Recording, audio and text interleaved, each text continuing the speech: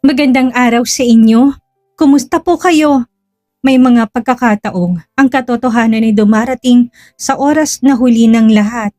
Sa buhay ni Santiago, ang katarungan ay hindi naging sapat para mabura ang sugat na siya mismo ang humukay. Ngayong hawak na ni Santiago ang lahat ng ebidensya, pero wala na ang tanging taong nais niyang pag-alayan nito. Ano nga ba ang susunod na kabanata? Ito na ba ang tuluyang pagwawakas?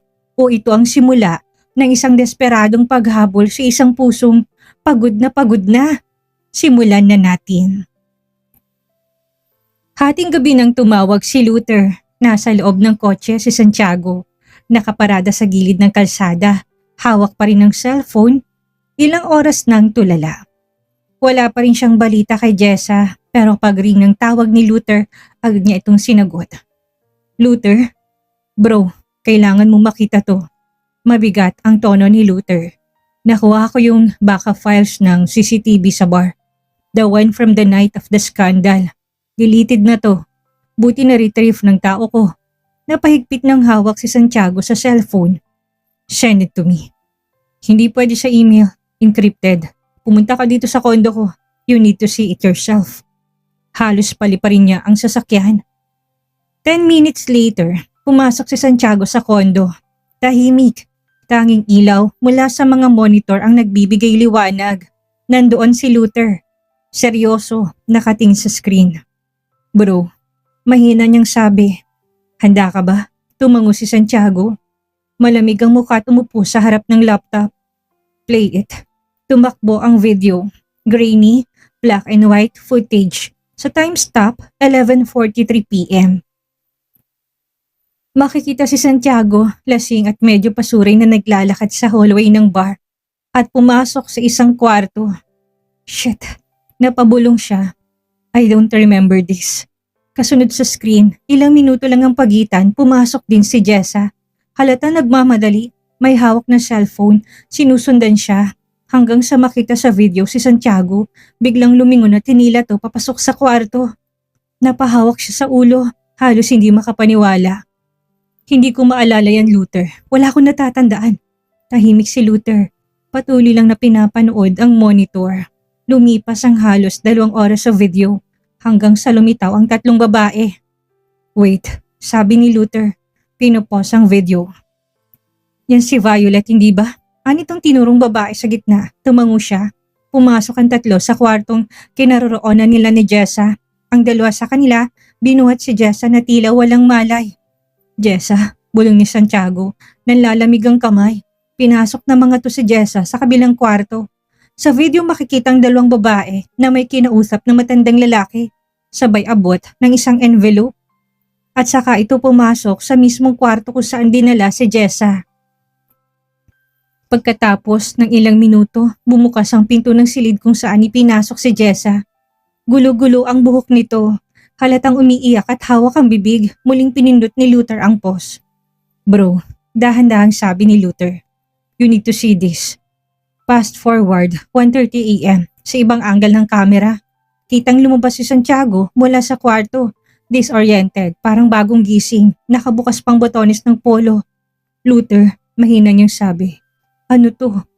Bro, I think. Hindi na tinuloy ni Luther. Pinindot niya ulit ang rewind. Pinagsabay ang 2 camera view. Ang kwarto ni Santiago at ang kwarto kung saan ipinasok si Jessa ay magkatabi lang pala. Nanigas si Santiago. Parang binuhusan ng yelong katawan. Bumalik sa playback. Si Jessa inakay palabas sa kama ng 2 babae. Pagkalabas nila, pumasok si Violet at tumabi sa kanya. Pero malinaw sa video, si Jessa ang babae na sa kama niya. Hindi si Violet. Shit, napaatras si Santiago. Si Jess ang kasama niya. Ito ang nakasiping niya magdamag at hindi si Violet. Ang pinakamasakit ang kawawang si Jessa. Pinaniwala nitong ibang lalaki nakasiping na siya naman pala. Luther, mahina niyang sabi. Nanginginig ang boses. Nasaktan ko siya. She thought it wasn't me. I thought she betrayed me. But I was the one who... Tumigil siya. Hindi na natapos ang sasabihin.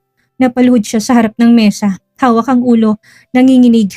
Ang mga mata ni Luther ay puno ng awa. Bro, this was all a setup. Violet planned everything.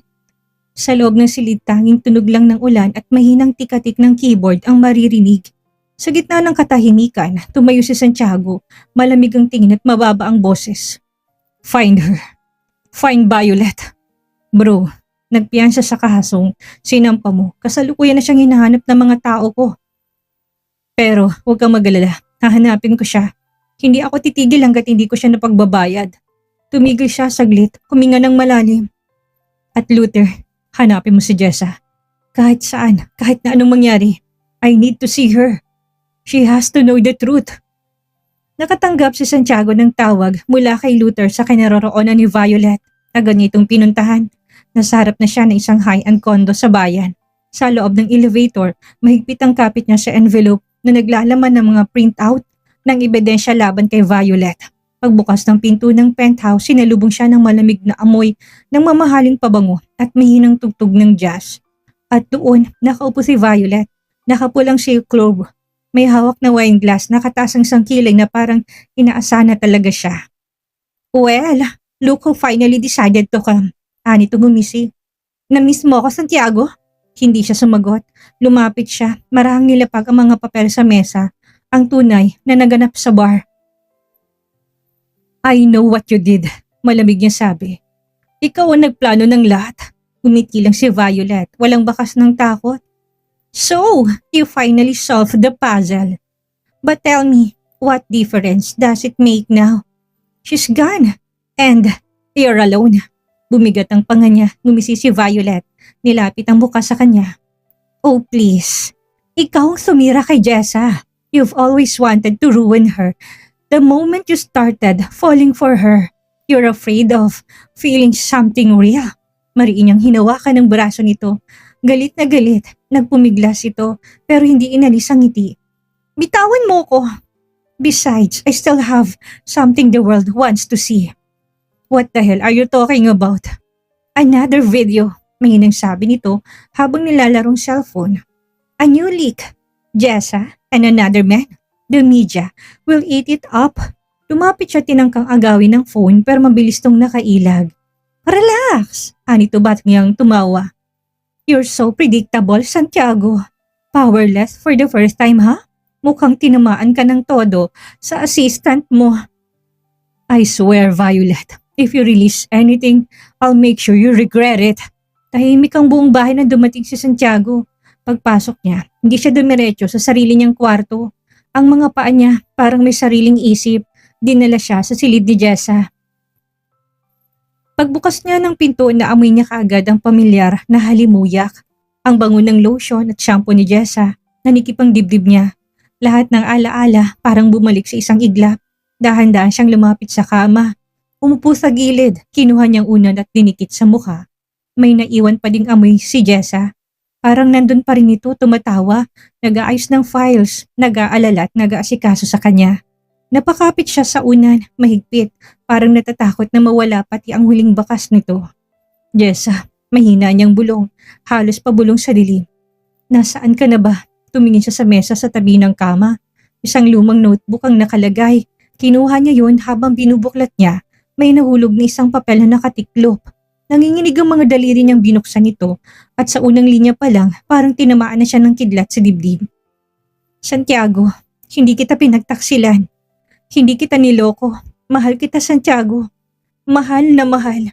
Kahit na alam kong hindi mo ko kailanman mamahalin pabalik. Noong gabing yon sa bar, sinundan kita kasi nag-aalala ko. Akala ko may masamang mangyayari sa'yo.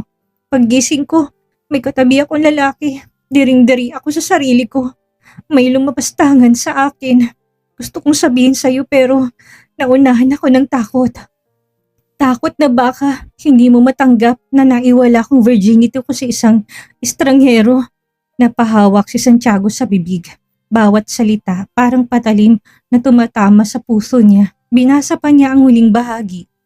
Hindi ko ginustong lahat ng ito pero sa kabila ng lahat may isang bagay akong gustong malaman mo bago ko tuluyang lumayo. I'm pregnant. Ikaw lang naman at ang lalaki sa bar ang gumalaw sa akin. Gusto ko na isiping anak mo to. Alam kong hindi akong gusto mong maging ina ng anak mo. Hindi ko alam kung matutuwa ka o mas lalo kang magagalit. Kahit na maging mahirap ka pa, mamahalin pa din kita. Sana makita mo na, hindi naman pera o katayuan mo sa buhay ang minahal ko, kung hindi ikaw. Nahulog ang sulat mula sa kamay niya. Natigilan siya, nakatulala sa kawalan. Maya-maya unti-unti nang umaagos ang luha sa pisngi niya, hanggang sa tuluyan na siyang humaguluhol. Yumuko siya, niyakap ang unan, habang tumutulong luha sa sulat sa sahig. Jessa, bulong niya, pausat basag ang boses. I'm sorry, I'm so sorry. Sa dilim ng silid, hawak ang sulat, pinangako niya sa sarili. Hahanapin kita, Jessa. I'll make it right. Madaling araw pa lang tumatawag na si Luther. Nakahandusay pa si Santiago sa sahig. Yakap pa rin ang una ni Jessa at ang sulat nitong basa na ng luha. Tumunog ang cellphone. Pagtingin niya sa screen, Luther calling. Mahina pero nanginginig ang boses niya. Luther, bro, may lead na ako. Biglang nagmulat siya ng mata. Halos malaglag ang cellphone. Saan? Sa may baybayin ng San Isidro. May maliit na private clinic doon, pag-aari ng kaibigan ni Alvin. Napahigpit ang hawak niya sa cellphone. Sigurado ka? Bro, hindi pa ako sigurado, pero lahat tugma. Height, features, pati sa dates ng pag-check-in. Nasa tagong bayan at walang signal. Hindi na siya naghintay ng dagdag na detalye. Tumayo siya halos mabuwal, kinuha ang coat at nagmaneho palabas ng bahay. Sa rearview mirror, nakita niya sarili. Pagod, mapula ang mata at parang hindi CEO kung hindi lalaking nawawala sa sarili. Habang binabagtas ang highway, naglalaro sa isip niya ang bawat alaala ni Jessa. Ang tawa nito, ang paraan nitong magtaas ng kilay kapag naiinis at ang huling beses na nakita niya itong umiiyak. Please Jessa, just let me see you. I'll make it right. Babawi ako sa iyo. Bulong niya habang pinipigilan ng pagbagsak ng luha. 3 oras ang biyahe. Habang papalapit siya sa San Isidro, unti-unting nagiging makitid ang kalsada. Sa dulo, bumungad ang dagat. Payapat kulay asul ang tubig. Bumagal ang takbo ng kotse niya habang pinagmamasdan ng mga cottage sa gilid ng dalampasigan. Pagdating niya sa maternity clinic, agad siyang bumaba. May matandang babae sa labas, nagwawalisto. Magandang umaga po. Magalang niyang bati. Pwede po bang magtanong? Ani ang bumaba ng kotse. Napatingin ng matanda sa kanya. Lumapit siya at ipinakita ang picture ni Jessa. Nakita niyo po bang babae sa larawan? Umiling ito. Parang artista naman yan. Walang ganyang kagandang babae dito. Titigan niyo po ulit. Doon ka magtanong sa gawidon. Naglakad siya papunta sa dalampasigan kung saan may ilang tao. Ngunit walang nakakita kay Jessa. Tumatawag ulit si Luther. Luther, bro, nakakuha na ako ng update mula sa tauhan ko. Si Jessa nakita sa airport. Biglang bumilis ang tibok ng puso ni Santiago. What? Are you sure? Positive. May kasamang lalaki. Si Alvin Mercado, nakabook sa 5 o'clock flight to Singapore. 2 oras pa bago ang flight. Parang biglang gumuho ang mundo niya. Nagmadali siyang tumalikod, tumakbo pabalik sa kotse. Ang bawat takbang ay parang karerang laban sa oras. Luther, tawagan mo ang airline. Pa-hold mo ang flight kung kaya mo. Gamitin mo ang pangalan ko. Kahit na anong paraan. Just do it. Thanks. I'll try bro, pero bilisan mo. Pagpasok niya sa kotse, halos mabasag ang manibela sa higpit ng kapit niya. Pinaandar niya ito ng mabilis. Halos lumipad sa kalsada. Ang mga mata niya nakatutok lang sa daan habang ang isip ay naglalaro ng mga imahe ni Jessa. Please, Jessa, don't go. Huwag mo kong iwan, bulong niya. Habang binabagtas ang highway, nagdilim ng langit, kumidlat kasabay ng biglang pagbuhos ng ulan. Madulas ang kalsada pero hindi siya nagminura. Wala nang pakialam kung delikado, kung may pulis, kung mawalan man siya ng preno. Ang tanging nasa isip niya ay ang mukha ni Jessa. Nang marating niyang flyover papuntang expressway, mabilis siyang lumingon sa relo. Kulang 1 oras na lang. Sana maabutan niya si Jessa. Nakarating din sa wakas sa airport si Santiago. Hindi na siya nagabalang kumuha ng payong. Basang-basa pang damit at sapatos niya nang sumugod siya papasok. Tumakbo siya sa loob, umiilag sa trolley sa mga nagmamadaling pasahero habang paulit-ulit na inuusal ang pangalan. Jessa, Jessa, Jessa. Sir, ticket at ID, sabi ng guard. Emergency. Hingal niya, inabot ang company ID. My wife, she's boarding to Singapore. Kailangan ko siyang pigilan. Nagkatinginan ng 2 guard, mabilis pero mahinahon ng kilos. Doon pong international departures, third lane. Bawal tumakbo sir. Pero tumakbo pa rin siya. Nakailang ikot siya hanggang siisigaw niya ng pangalan ni Jessa. Hindi alintanang tingin ng mga tao sa paligid. Sa dulo ng hall nakita niya isang pamilyar na silhouette sa ilalim ng malalaking signage. Puting bestida, naka-ponytail, hawak ang passport at boarding pass. Kahit na mula sa likod, alam niya si Jessa yon. Jessa! Sigaw niya. Halos maputol ang hininga niya. Humintong mundo ng lumingon nito, nagtagpong mga mata nila. Sandali lang pero parang nilamon ng katahimikan ang ingay ng airport. Bago pa siya makalapit, pumagitna si Alvin, nakataas ang kamay at humarang sa pagitan nila. Santiago, malamig na bati ni Alvin. Pabayaan mo si Jessa. Huwag kang makialam dito. Get out of my way! Asik niya. Humigpit ang hawak ni Alvin sa handle ng maleta. Huwag mo na siyang guluhin. Gusto niya ng payapang buhay na malayo sa'yo. Isang pulgadang hakbangpat, sumabog ang pinipigilang unos. Umulag ang kamao ni Santiago, diretsong suntok sa pisngi ni Alvin. May iilang pasaherong nakasaksi sa komosyon at napasigaw. Sir! Sigaw ng guard sa hindi kalayuan. Santiago, tama na! Pigil ni Jessa na paatras. Nalalaki ang mata, agad niyang hinawakan ang braso ni Alvin para tumayo ito. Stay out of this, Alvin! Singasing ni Santiago, hinahabol ang hininga. I need to talk to my wife! Nagangat ng palad si Jessa, nanginginig, ngunit matatag. Alvin, please, bigyan mo kami ng 5 minutes. Tumitik si Alvin kay Jessa bago marahang tumango. 5 minutes. Nasa gilid lang ako. Lumayo ito. Hawak ang pisngi pero hindi inaalis ang tingin sa kanya. Kumarap si Jessa sa kanya. Anong kailangan mo, Santiago? Nakita ko ang CCTV. Pautal na sabi niya. I saw everything. It was a setup. Si Violet ang may kagagawa ng lahat. Ako, ang lalaki na kasiping mo ng gabing yun sa bar. Umigting ang panga niya sabay lapit, desperado. Jessa, I was wrong. I was cruel. I let my pride burn the only thing that mattered. Santiago, I'm sorry. Basag ang boses niya. I'm sorry for the words, for the doubt, for throwing stones when you needed hands. Kung pwede ko lang burahin ang lahat na nangyari, gagawin ko. Bumigat ang hangin. Umugog ang PA. Final call for flight 5J boarding at gate 12. Napalunok si Jessa. Kailangan ko nang umalis. Bahagya siyang humakbang. I read your letter. Kumislap ang luha sa mata ni Jessa. Kung nabasa mo, alam mo ng totoo. Alam ko, sagot niya. And I also know na kahit anong sabihin o gawin ko, hindi nito binubura yung ginawa kong kasalanan. I punish you for a crime you didn't commit. Madami ako nasabing masasakit na salita. Napapikit si Jessa. May mababago ba ngayong alam mo ng totoo? Oo, malaki. Noon I was afraid. Amin niya, mahina ngunit malinaw. Takot ako na mahalin ka at mawalan ka. Tapos na muntik kitang mawala, doon ko lang naintindihan. Mahal kita, Jessa. Final call for flight to Singapore, gate 12. Tumingin to sa gate. Buntis ako at ang priority ko ay ang anak ko.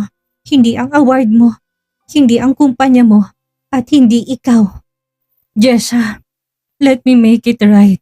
I'll step down. I'll vanish from cameras. I'll marry you again sa lahat ng simbahan kung yun ang gusto mo. Kasado ng annulment. In-apply ko na. Hintayin mo na lang ang notice. Then stop it.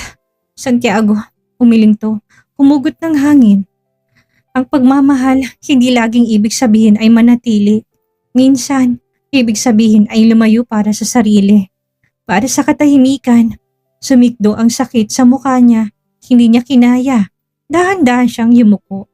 Halos lumuhod sa malamig na sahig ng paliparan. Please, bulong niya, nakikiusap. Give me a chance to fight for you, for our child. Kinagat ni Jess ang labi. Madami ka ng pagkakataon na sinayang, Santiago. Bigyan mo pa ako ng last chance. Hindi ko sasayangin. Sumingit ang isa pang anunsyo. Nagmamadali na ang crew sa gate. Si Alvin isang di pa ang layo nakamasid sa kanila. Kahit nagalit ka sa akin, pakiusap niya.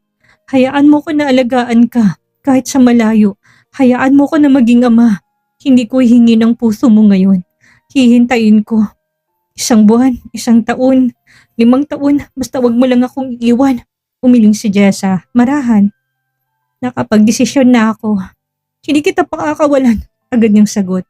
Hindi na kita sasaktan, maniwala ka. Ayaw ko na, Santiago. Pagod na ako. Pabayaan mo na lang ako. Hahanapin pa rin kita sa lahat ng sulok ng mundo. Please, tama na. Hihintayin kita, Jessa.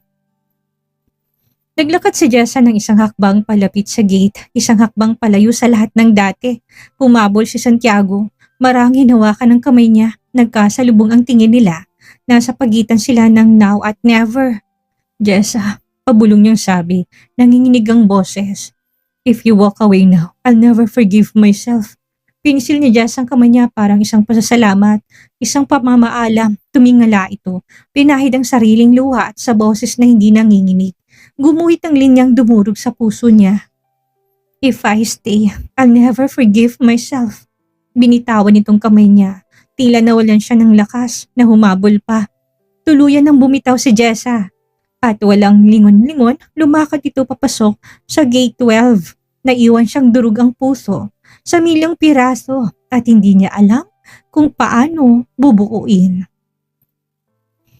Ang kwento ni na Santiago at Jessa ay isang paalala na ang pride o pagmamataas ay isang lason.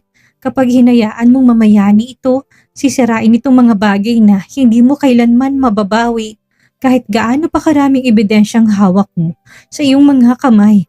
Nakita natin ang pagbagsak ni Santiago mula sa pagiging makapangyarihang CEO, naging isang lalaking nakaluhod sa airport, nagmamakaawa para sa isang pagkakataong alam niyang baka hindi na dumating. Minsan, ang hustisya hindi dapat para hilumin ang isang pusong winasak ng duda. Minsan, ang pinakamabigat na parusa sa isang nagkamali ay hindi ang pagkakakulong, kundi ang mabuhay sa pagsisisi habang pinapanood ang taong mahal mo na unti-unting lumalayo na mas pinilang kapayapaan kaysa sa iyong pagmamahal. Mga kasummer, tandaan natin, hindi lahat ng sorry ay sapat para maghilom ang sugat. Ang tiwala kapag nabasag ay parang salamin na kahit dikitin mo man, mananatili ang lamat. Muli, ako po si Miss Maria. Magkita-kita po tayo sa susunod nating kabanata.